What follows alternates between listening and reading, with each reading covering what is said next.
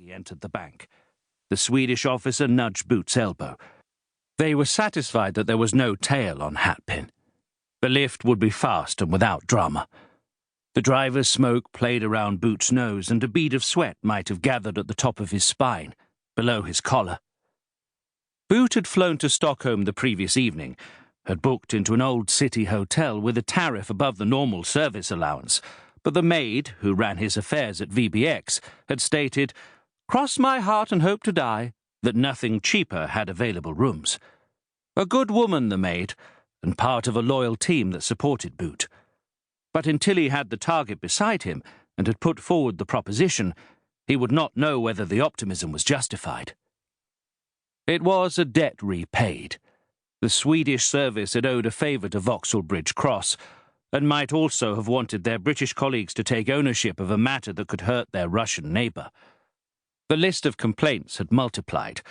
Military threats through incursions by submarines into territorial waters, fighter bombers encroaching on airspace, increased spy activities, a plethora of state-sponsored hacking into Swedish utility sites, and money laundering of organised crime gangs based in St. Petersburg via Swedish banks.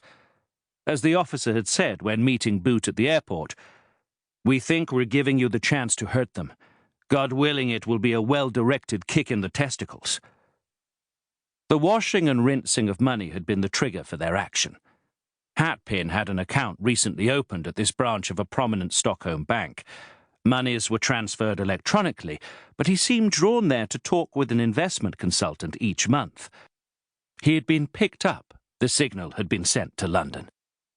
The auguries were good, had to be good, or Boot, with the seniority he carried as a Cold War officer, and relevant again as relations had chilled and he had assumed new weightier responsibilities, wouldn't have been allocated this chance. The Swede grinned, said quietly into Boot's ear, "Friend, I want to ask you something very personal. You excuse me. I hope it is not impertinence.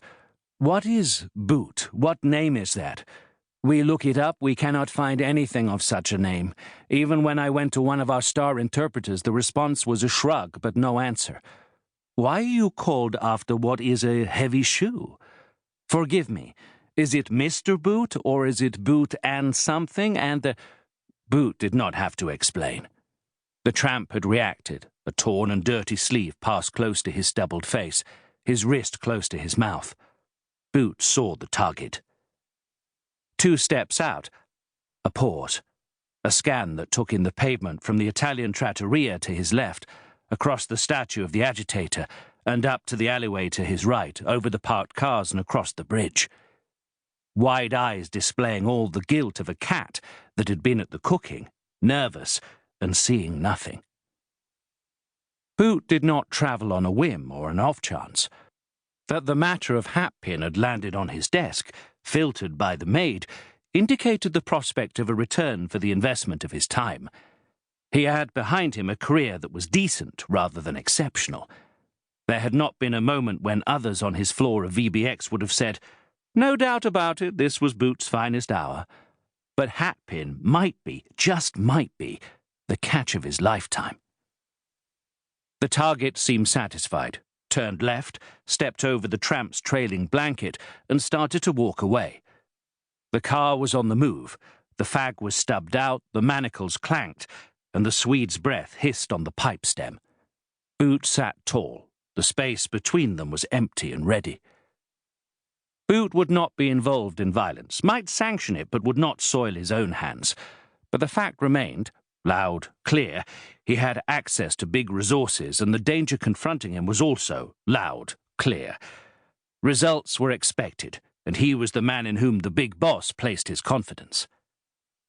The target was identified in the Swedish reports as Nicky. Insignificant, hardly cutting the impressive figure on which Boot's reputation as an agent handler flourished. No colour in his face. The pallor of a young man who worked behind curtains or blinds or in basements. A thin fluff of hair across his cheeks. The only brightness on his skin from the acne rash plaguing it. A concave chest and narrow rounded shoulders on which his clothing hung loosely. The anorak was cheap, the jeans faded, and the trainers loosely laced.